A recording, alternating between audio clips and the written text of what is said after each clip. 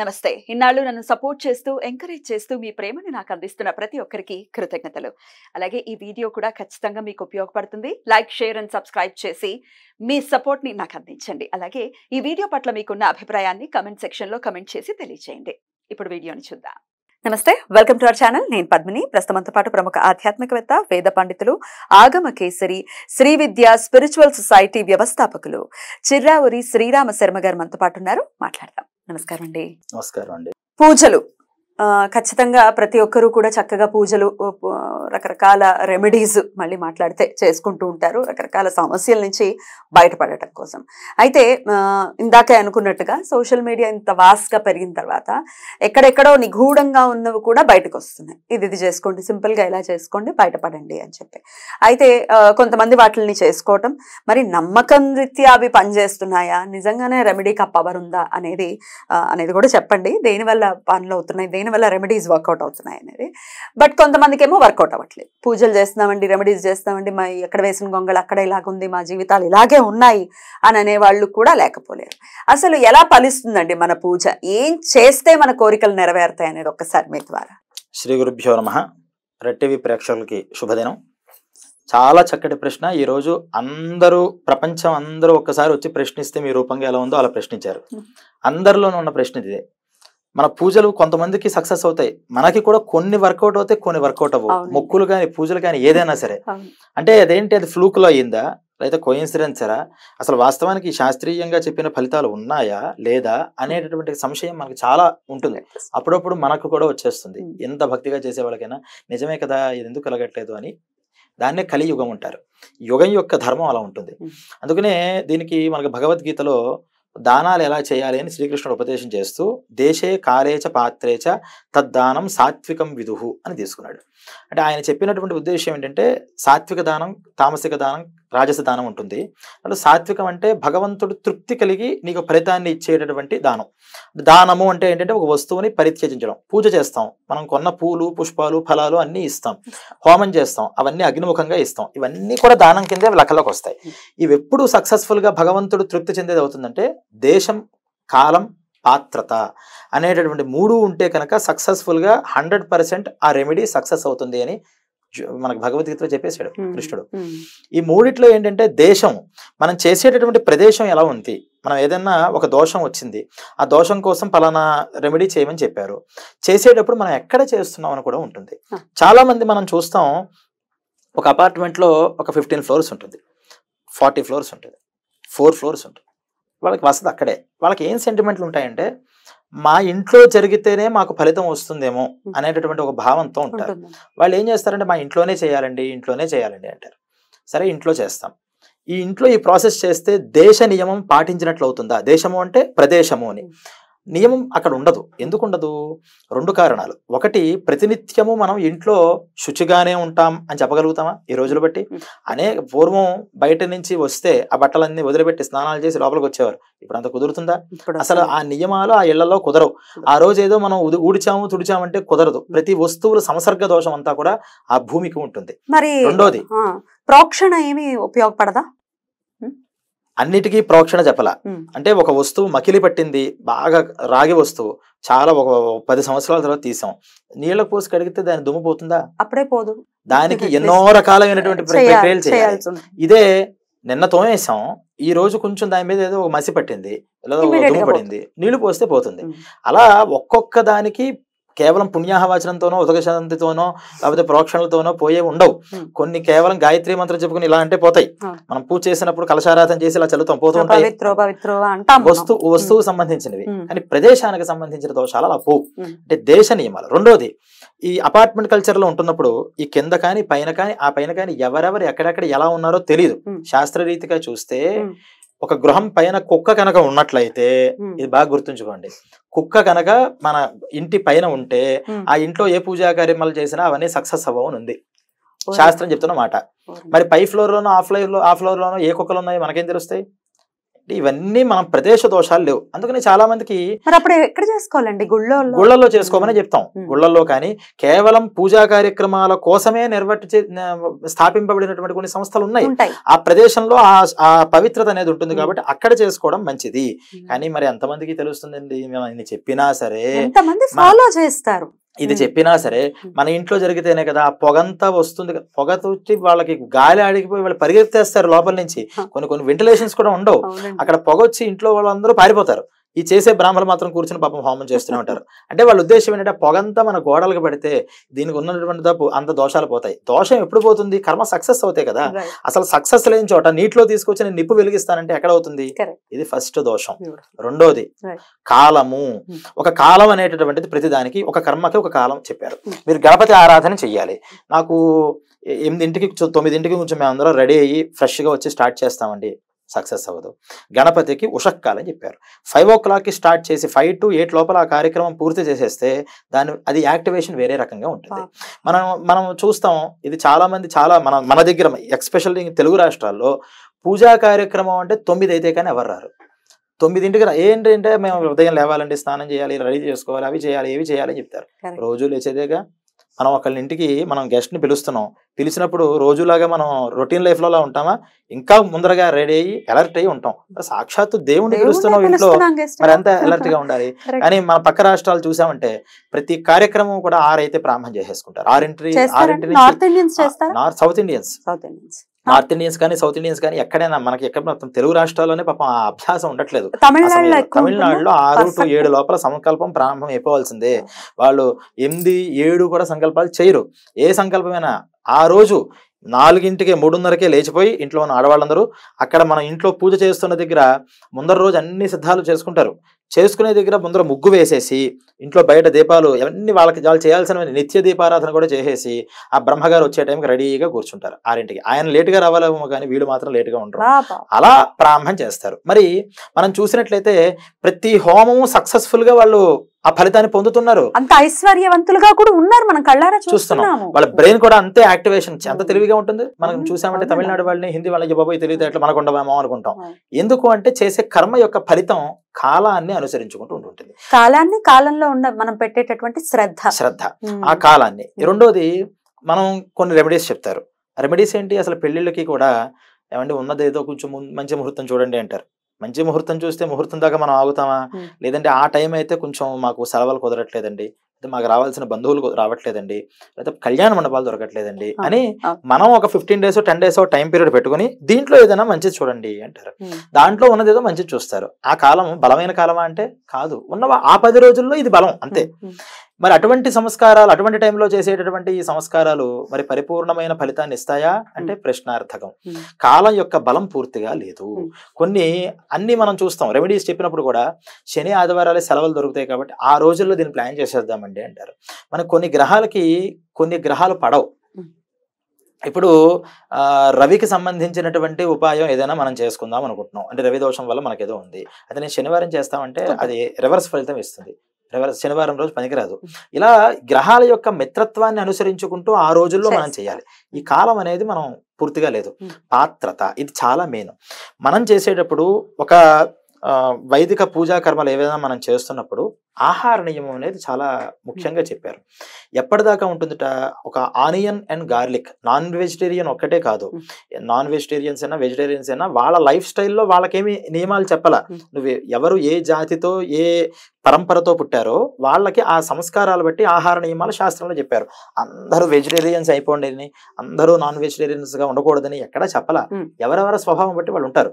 కానీ ఎవరైనా సరే పూజా కార్యక్రమాలని మనం చేసుకోవాలి అనుకున్నప్పుడు శరీరంలో సత్వగుణం యొక్క ప్రవర్తనని పెంచాలి. సత్వగుణం ఎప్పుడు పెరుగుతుంది? సాత్విక ఆహారాన్ని స్వీకరించినప్పుడు. అందువల్లే ఈ ఉప్పులు కారాలు తగ్గించి ఆ రోజు అసలు వద్దని చెప్పారు, తినలేం కాబట్టి కొంత తగ్గించి వాడమని చెప్పారు. సరే, మనం ఆ రోజు చాలా శ్రద్ధగా ఉంటాం, కానీ ఆ ముందర రోజు తిన్నటువంటి గుణాలన్నీ శరీరంలో ఉన్నప్పుడు మనకి పాత్రత శరీరానికి వస్తుందా? కాస్త పుణ్యాహవచనం నీళ్లు చల్లండి అంటారు. మళ్ళీ ఇందాక మీరు అడిగిందే, ఆ నీళ్లు చల్లుతూ ఉంటే అన్ని శుద్ధమైపోతాయి అనుకుంటాం. అవ్వవు, కొన్నే అవుతాయి. అంటే ఒక వైదిక కర్మని మనం చెయ్యబోతున్నాం అంటే సత్యనారాయణ వ్రతం చేద్దాం అనుకుంటున్నాం, ఒక వారం రోజుల తర్వాత చేద్దాం అనుకుంటున్నాం. ఈ వారం రోజులు కూడా మనం దానికి శాస్త్రంలో చెప్పారు, బయట రీసెర్చ్ చేసిన దాంట్లో కూడా ఆనియన్ యొక్క ప్రభావం శరీరంలో, అంటే నాన్ వెజిటేరియన్ కానీ దాని సమానమైనటువంటి ఆనియన్ కానీ దాని ప్రభావం 9 రోజులు ఉంటుందిట శరీరంలో. మనం మామూలుగా ఈ ఆల్కహాల్ వాళ్ళు డ్రింక్ చేసే వాళ్ళు కూడా వాళ్ళ ఆ రోజు వాళ్ళేమీ పెద్ద తీసుకొని ఉండకపోవచ్చు, కానీ బ్లడ్ కనుక చూసినట్లయితే 9 days నుంచి వాళ్ళ ప్రభావం, వాళ్ళు తీసుకున్నటువంటి దాని ప్రభావం బ్లడ్ లో ఉంటుంది. అందుకనే మనకి మన ఈ ఇన్సూరెన్స్లు అవి చేసేటప్పుడు కూడా స్మోకింగ్ ఇలాంటివి ఉన్న వాళ్ళకి 3 months ముందర వరకు వాళ్ళు స్మోక్ చేయకపోతే కానీ నిన్న నేను ఈ రోజంతా నేను బాగానే ఉన్నాను టెస్ట్ చేయండి అంటే స్మోకర్ కింద వస్తుంది. అంటే దాని ప్రభావం శరీరంలో గూడు కట్టుకొని ఉంటుంది.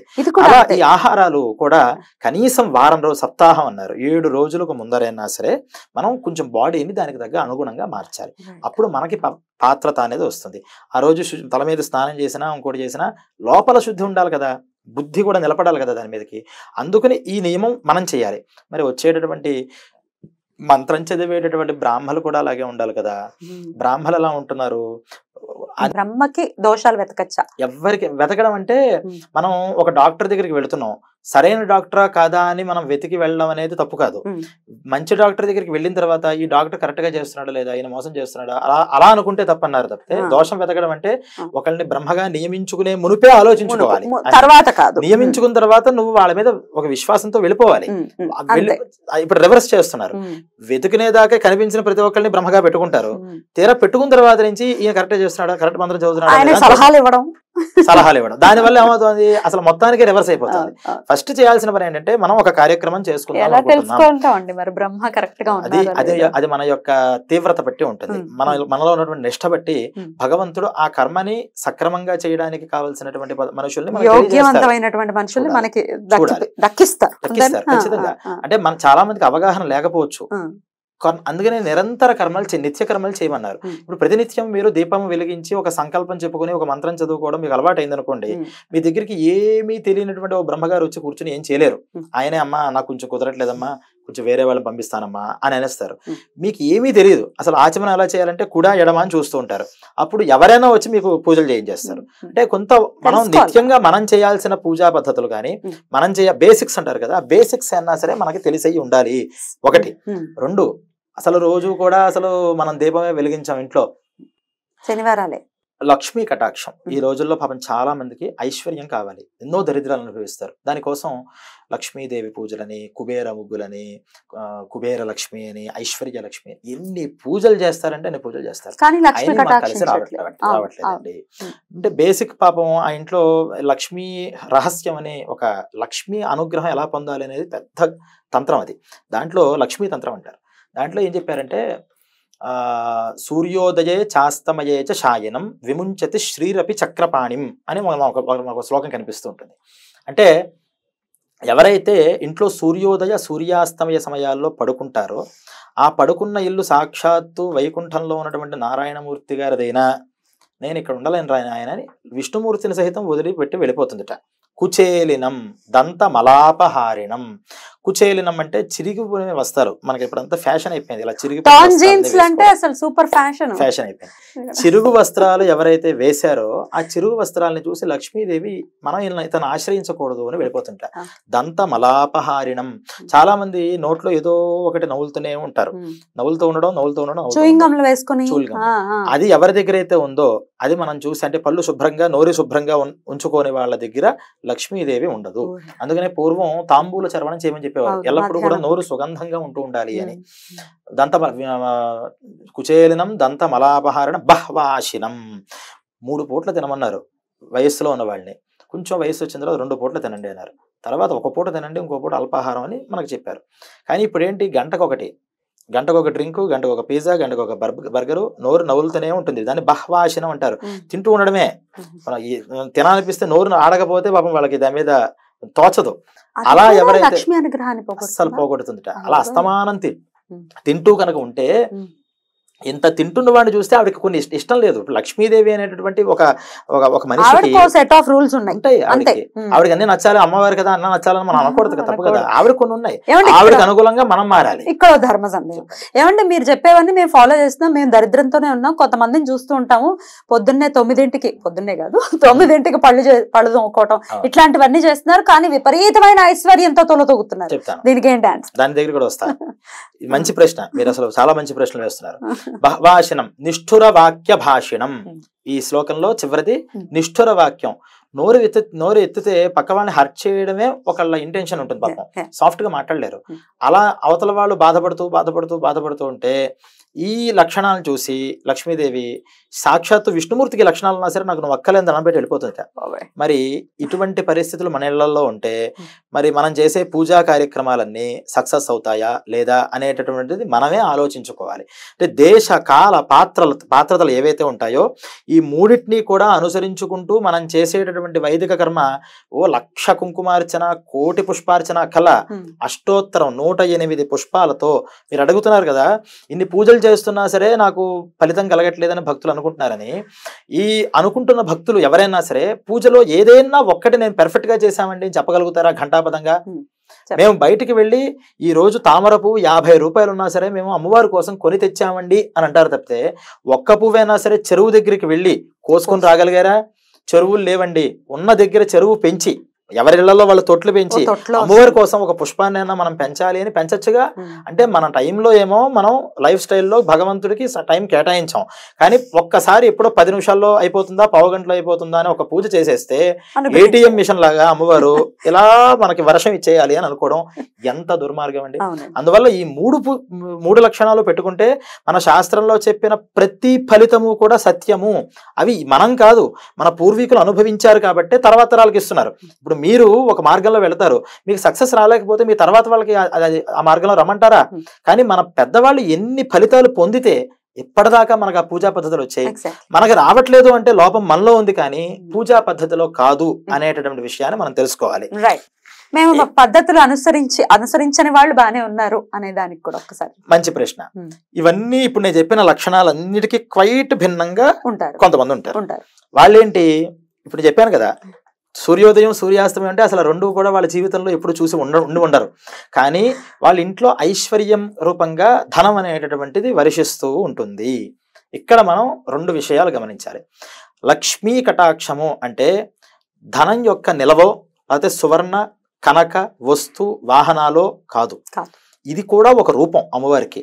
అమ్మవారికి ఫస్ట్ చెప్పింది ఏంటంటే సుఖస్వరూపిణి అన్నారు. లక్ష్మి అంటే సుఖము, మనిషి సుఖంగా ఉండగలగడమే లక్ష్మీ కటాక్షం. చిన్న చిన్న పల్లెల్లో వాళ్ళు పసుపు వేసి ముగ్గులు పెట్టేసేసి ఇంట్లో వాళ్ళకి రోజుకి 500 రూపాయలు వస్తాయి. కష్టపడతారు, పొద్దున్న వెళ్ళిపోయి చక్కగా ఉంటారు, రాత్రి హాయిగా ఉంటారు.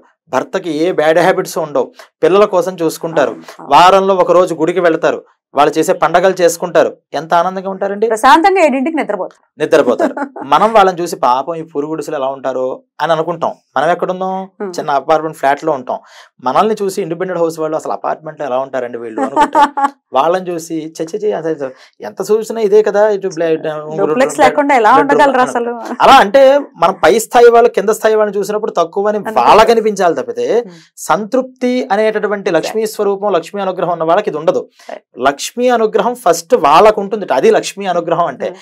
ఐశ్వర్యం వాడు కావాలి అని అనుకుంటే వాడికి లేదు అనేది లేమి. అందుకనే మనకు శ్రీ సూక్తంలో అభూతిం అసమృద్ధించ సర్వాం నిర్ణుదమే గృహాత్ అంటే లక్ష్మీ లక్ష్మీ లక్ష్మీ లక్ష్మీ అంటాం కదా, ఎన్నున్నా సరే ఏది లేదండి.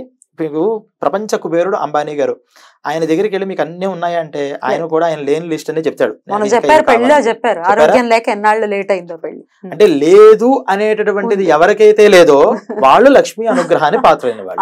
అందుకని ప్రార్థన చేసేటప్పుడు అభూతి అసమృద్ధి, అభూతి అంటే లేదని, అసమృద్ధి అంటే చాలదు అని, ఈ రెండు కూడా నిర్ణుద అన్నారు. నిర్ణుద అంటే మా ఇంట్లోంచి అది పూర్తిగా పంపించేసి, మా ఇంట్లో ఎప్పుడు ఇది లేదనో చాలదనో మాటలే రాకూడదు, అసలు ఎవరికి ఆ ఫీలింగే రాకూడదు. అలా ఉంటే ఇంకా లక్ష్మీ అనుగ్రహం కాదా? ఇప్పుడు మనం అనుకుంటున్న ఐశ్వర్యం నాకు 1 కోటి రూపాయలు కావాలి అనుకుంటే 1 కోటి వచ్చిన తర్వాత 10 కోట్లు కావాలని అనిపిస్తుంది. అది ఎక్కడా ఆగదు. అందుకని ధనం అనేది లక్ష్మికి ఒక సూచన తప్పితే సుఖం అనేది లక్ష్మి యొక్క స్వరూపం. ఇది మనం మెయిన్ గ్రహించుకోవాల్సింది. ఇప్పుడు మీరు అడిగిన దానికి ఆ ఇళ్లలో మరి అది కూడా లక్ష్మీ కటాక్షమే కదా. మీరు చెప్పిన దాన్ని బట్టి లక్ష్మి దండం పెట్టి వెళ్ళిపోవాలి కదా. ప్రారూపంగా కూడా వాళ్ళ ఇళ్లలో ఎందుకు ఉంది ఆవిడ? ఇప్పుడు అది కూడా చిన్న రూపం అంటున్నారు. వదిలేసినప్పుడు ఎలా వెళ్ళిపోతున్నారు అనే దానికి మనం చిన్న ఉదాహరణ తీసుకుందాం. సైకిల్ చేస్తుంటారు, సైక్లింగ్ కొంచెం బాగా 1 కిలోమీటర్ దాకా తొక్కిన తర్వాత చిన్న పల్లం వస్తుంది. అప్పటిదాకా తొక్కిన వాడు మళ్ళీ తొక్కాలా సైకిల్ని? వదిలేస్తాడు అలా పెడల్స్. వదిలేసినా కొంత దూరం అది వెళుతుంది. వెళుతోంది కదా అని దాన్ని తొక్కడం ఆపేసాం అనుకోండి, ఆగిపోతుంది ఎక్కడొక్కడ. కానీ నేను అప్పుడే సైకిల్ ప్రారంభించా. అప్పటిదాకా తొక్కినవాడు సైకిల్ వదిలేసినప్పుడు నేను చూశాను. అప్పుడు నేను సైకిల్ ఎక్కుతున్నా. నేను ఏమనుకుంటాను, నేను ఇంత కష్టపడి 4-5 పెడల్స్ తొక్కితే కానీ ముందరకెళ్ళట్లేదు, ఆయన అలా కాలు మీద కాలు వదిలేసేస్తే సైకిల్ అలా వెళ్ళిపోతుంది, ఆయన ఎంత ధన్యాత్ముడో, అసలు తొక్కడం వేస్ట్ అనుకుంటాను నేను. చూసారా, మీకు అర్థమైందా ఇప్పుడు? అంటే ఇప్పుడు అనుభవిస్తున్నటువంటి ఈ పుణ్యాలు ఏవైతే ఉన్నాయో వాళ్ళు గత జన్మలలో కానీ వాళ్ళ పూర్వీకుల చేత కానీ చేయబడినటువంటి పుణ్యం యొక్క అనుభవం వీళ్ళు చేస్తున్నారు. వీళ్ళు కనుక వాటిని సక్రమంగా మార్గంలో ఉంచుకుంటే మళ్ళీ ఇంకా తరాలు, వీళ్ళ 3 తరాల నుంచి వీళ్ళు ఎలా ఉన్నారో ఇంకో 5 తరాల దాకా వాళ్ళు అలా వెళతారు. ఇది బాగుంది కదా అని దానికి భిన్నమైనటువంటి పనులు చేస్తున్నారు. ఆ పెడల యొక్క పవర్ ఎక్కడ దాకా, పూర్వీకులు గొప్పటి పుణ్యాలు చేసేసిన వాళ్ళు ఉంటారు. మీరు ఎటువంటి కుటుంబాల్లో ఎవరి దగ్గరికి వెళ్ళినా వాళ్ళ పూర్వీకులు ఎంత మహానుభావులోనండి అంటాం. ఆ పుణ్యము నడిపేంత బలం వరకు నడుస్తుంది. వీడు ఎన్ని అకృత్యాలు చేస్తే అంత తొందరగా ఆ అకౌంట్ ఖాళీ అయిపోతుంది. మనం దాన్ని కూడా చూస్తాం. అలా ఆగర్భ శ్రీమంతులుగా నోట్లో సిల్వర్ స్పూన్, డైమండ్ స్పూన్ పెట్టుకున్న వాళ్ళు కూడా ఒక స్థితికి వచ్చిన తర్వాత మొత్తం పతనం అయిపోయిన వాళ్ళే. అంటే పూర్వీకుల పుణ్యం ఎంతవరకు చూపిస్తుంది అంటే ఒక ఆస్తి పాస్తులు, సమాజంలో ఒక గొప్ప పరిస్థితి వరకు చూపిస్తుంది. కానీ తనకి అభిలాష, తన మనస్సులో ఒక శాంతి, తన మనస్సులో ఒక సుఖం అనేటటువంటివి ఏవైతే ఉంటాయో అది మన పుణ్యం బట్టే వస్తుంది. అది వాడికి మాత్రమే తెలుస్తుంది, మనకు తెలియదు. వాడు సుఖంగా ఉన్నాడు, ఆరోగ్యంగా అనుకుంటాం.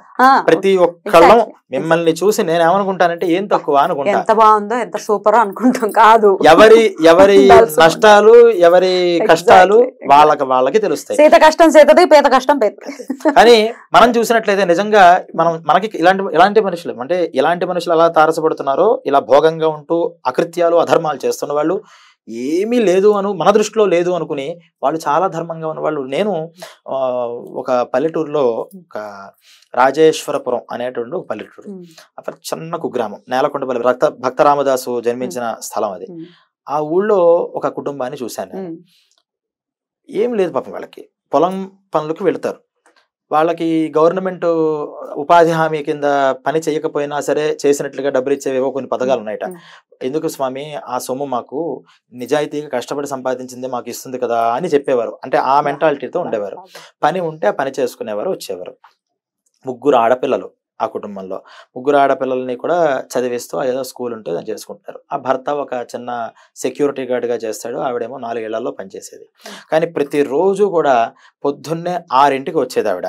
అంతకు మునుపు పొద్దున్నే లేచి స్నానం చేసి చక్కగా పూలు పెట్టుకుని, ఇంత బొట్టు పెట్టుకుని, చక్కటి బట్టలు, అసలు మీరు పని అమ్మాయి అంటే నమ్మరు, అంత చక్కటిగా రెడీ అయ్యి ఇంటికి వచ్చేది. అమ్మ నేను ఒకరోజు అడిగాను, ఏమ్మా నువ్వు పొద్దున్నే 6ంటికి వస్తావు, నువ్వు ఎంత నీట్గా ఎలా రెడీ అవుతున్నావు, అంత ఎందుకు రెడీ అవ్వడం అని. కాదండి, మరి పూజ చేసుకోవాలంటే భగవంతుడు కదండి మనల్ని చూసేది, ఆయనకి నచ్చేలా ఉండాలి కదా, అందుకని పూజ చేస్తావా నువ్వు? 5ంటికి ఆ అమ్మాయి లేచి పూజ చేసి ఇంట్లో తులసి కోట దగ్గర పూజ చేస్తుంటా, దీపారాధన చేసుకుంటుందట. మరి నీకేం మంత్రాలు వచ్చాయని, నాకేం మంత్రాలు ఏం రావండి, ఏవో నామం అమ్మవారు బాగుండాలి అని, అమ్మవారిని దుర్గాదేవి అంటే నాకు ఇష్టం, దుర్గాదేవి అనుకుంటుందట. నామాలు మంత్రాలు కూడా లేవు. ఆ అమ్మాయి చేసుకుంటుంది, దాన్ని పూజ చేసుకుంటుంది. ఆవిడ తెలిసిందేదో కొంచెం నివేదనలు, ఆ పాలనో ఇంకోటనో పెడుతుంది. భగవంతుడు ఎప్పుడు కూడా అజ్ఞో భవతి విష్ణాయ జ్ఞానీ భవతి విష్ణవే. ఏ మంత్రం చదవాలి అని అనుకోక్కర్లేదు. మనం చదివేటటువంటి మంత్రం అంటే ఏమీ తెలియని వాడు ఏమంటాడంటే విష్ణు శబ్దం అంటే రామశబ్దం లాగా ఉంటుందని విష్ణాయ నమః అంటట. కానీ విష్ణవే నమః అనాలని వాడికి తెలియదు. ఈ మంచి శబ్దజ్ఞానం తెలుసుకున్న మహావ్యాకరణ పండితుడు అలా అనకూడదయా, విష్ణవే నమః అనాలని శాస్త్రతః చెప్తాడు. కానీ వాడికి ఉన్న భక్తికే భావగ్రాహి జనార్దన, తయోరేవ ఫలం తుల్యం. ఈ శాస్త్రంతో తెలుసుకున్నవాడు విష్ణవే నమః అంటే ఎంత ఫలితం ఇస్తాడో, ఏమీ తెలియకుండా విష్ణాయ నమః అనేటటువంటి వాడికి కూడా అంతే ఇస్తాడట.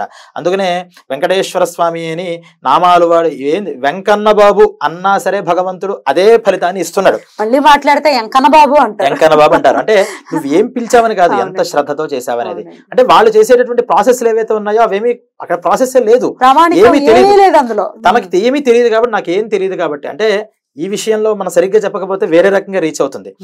మనం ప్రాసెస్ ఫాలో అవుతున్నప్పుడు పెర్ఫెక్ట్ గా ప్రాసెస్ ని ఫాలో అవ్వాలి. ప్రాసెస్ మనకేం తెలియదు, అసలు నాకేదో తోచింది చేస్తున్నాను అని అనుకున్నప్పుడు వేరు. ప్రాసెస్ లోకి వచ్చి భగవంతుడు ఏదైనా స్వీకరిస్తాడు కదా అని నాకు తోచినట్టు అక్కడ చేయకూడదు దాన్ని. అందుకని మనం భక్త కన్నప్పని ప్రతిదానికి ఉదాహరణ తీసుకొస్తాం. ఆయన పూజా పద్ధతిలో తప్పులు చేయలేదు, అసలు పూజ తెలియదు ఆయనకి, తెలియక ఆయన తోచిన విధానంలో చేశాడు. కానీ ఇప్పుడు ఉన్న అందరికి పూజలు తెలుసు కదా, తెలుసున్నప్పుడు దాన్ని పర్ఫెక్ట్ గా చేయాలి. భక్త కన్నప్ప నేను ఇప్పుడు నేను చెప్పిన ఈ ఆమెనే ఉదాహరణగా తీసుకోకూడదు. పరమ భక్తి ఆవిడ చేసేది.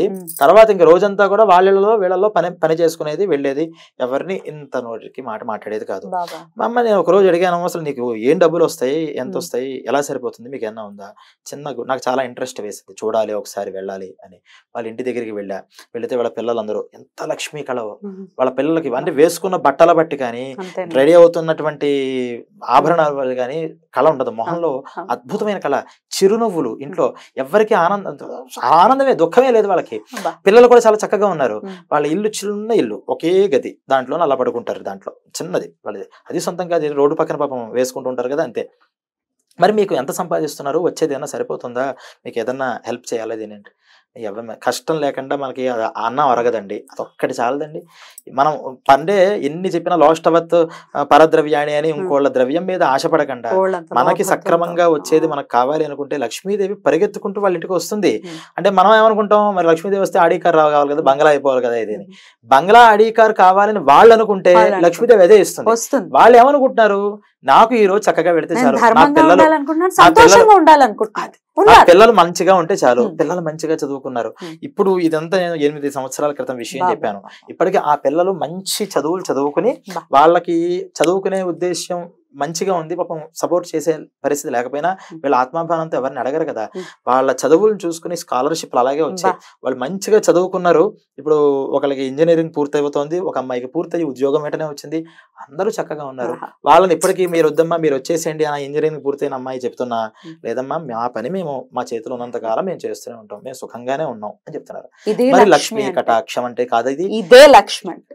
అందువల్ల మనం చేస్తున్న పూజలు ఎందుకు ఫలితాన్ని ఇవ్వట్లేదు అంటే ఈ 3 రకాలుగా మనం చూసుకుని మనం చెయ్యాలి. మనం వాళ్ళు చేయకపోయినా వస్తున్నాయండి కదా అండి అంటే అది ఏమనుకుంటున్నాడు, ఏమిస్తోంది అనేటటువంటి విషయాన్ని మనం పూర్తిగా చూసినట్లయితే మనకు అర్థమవుతుంది. ఒకళ్ళగా చూసి ఒకనొకప్పుడు ఒక మహానుభావులు ఒక ఆయన ఉండేవారు. ఆయనని ఒకళ్ళు అడిగారట, ఏమంటే నేను పొద్దున్న 3ంటికి లేస్తే 8 దాకా పూజలు చేస్తాను, విపరీతంగా పూజలు చేస్తాను, అసలు నేను ఎన్ని స్తోత్రాలు చదువుతాను అని పుస్తకం అంతా చూపించాడు. ఇవన్నీ చదివితే కానీ నేను బయట అడుగు పెట్టను, కానీ నా వ్యాపారాల్లో అన్ని నష్టం వస్తుంది, నన్ను ఎవ్వరు పట్టించుకోవట్లేదు, ఎంత నష్టపోయానో నాకు తెలుసు. మా ఇంటి పక్కనే ఉంటాడండి ఇంకో ఆయన పొద్దున్నే ఎప్పుడు లేస్తాడో తెలియదు, లేచిన తర్వాత మందుతోనే ఆయన జీవితం స్టార్ట్ అవుతుంది. ఒక్కరోజు ఆయన కాదు కదా వాళ్ళ కుటుంబ సభ్యులు ఎవరూ కూడా పూజ చేసిన పాపాన పోలేదు. కానీ మరి వీళ్ళు ఎంత ఐశ్వర్యం అనుభవిస్తున్నారో, భగవంతుడు ఇది చేయొచ్చా అండి, దీన్ని చేయొచ్చా అండి చెప్పేట ఆ మహానుభావుడు అప్పుడే చెప్పి, ఆయన ప్రతి ఒక్కరి దగ్గర పుణ్యం పాపం అనే క్యాల్కులేటర్ కనుక భగవంతుడు మనకి ఇచ్చుంటే ఈ ప్రశ్నలు ఎవరికి వచ్చేవి కాదు. మనం వెంటనే షుగర్ ఎంత ఉంది, బీపీ ఎంత ఉంది చూసినట్టు పుణ్యం ఎంత ఉంది, పాపం ఎంత ఉంది అని. కానీ పుణ్య పాపాలు అనేవి ఒకటి ఉన్నాయి, వాళ్ళ పూర్వీకుల పుణ్యం వల్ల నడుస్తుంది అది. ఇది విశ్వాసం వల్ల మనం నమ్ముతాం. మనకి విశ్వాసం లేనప్పుడు ఈ మాటలన్నీ చెప్పాం అనుకోండి, ఏదో కన్విన్స్ చేసినట్టుగా ఉంటుంది. కానీ మనం ఒక మార్గంలో నిష్టగా కనుక ఉంటే ఈ మాట మనకు అనుభవంలో చాలా సార్లు మనకి వస్తూ ఉంటుంది. అందువల్ల కుటుంబంలో ఇవి పుణ్యం బట్టి పాపం బట్టి కదా డిసైడ్ అయింది. ఒకే తల్లికి 2 పిల్లలు ఉంటారండి, ఇద్దరు ఒకళ్ళే అవుతున్నారా, ఒకే రకంగా ఆలోచిస్తున్నారా, ఎందుకు కావట్లేదు అంటే వాళ్ళ పుణ్య సంస్కారాలు బట్టి ఒక్కొక్కళ్ళు ఒక్కొక్క రకంగా మనకి చూపిస్తున్నారు అనేది మనం తెలుసుకోవాలి. అద్భుతం అండి, చాలా అద్భుతంగా వివరించారు. ఇవన్నీ తెలుసుకోవాలి. పూజలు చేసేస్తున్నాము కాదు, తర్వాత ఫలించట్లేదని నెపం దేవుడి మీద వేయటమో, లేకపోతే చెప్పిన వాళ్ళ మీద వేయటమో, ఇంకొకళ్ళని తిట్టటమో ఇది కాదు. డెఫినెట్ గా మార్పుని తెచ్చుకోవాలి, బిహేవియర్ లో డెఫినెట్ గా మార్పుని తెచ్చుకోవాలి. చాలా అద్భుతంగా వివరిస్తున్నారండి. చాలా చాలా కృతజ్ఞతలు. నమస్కారం.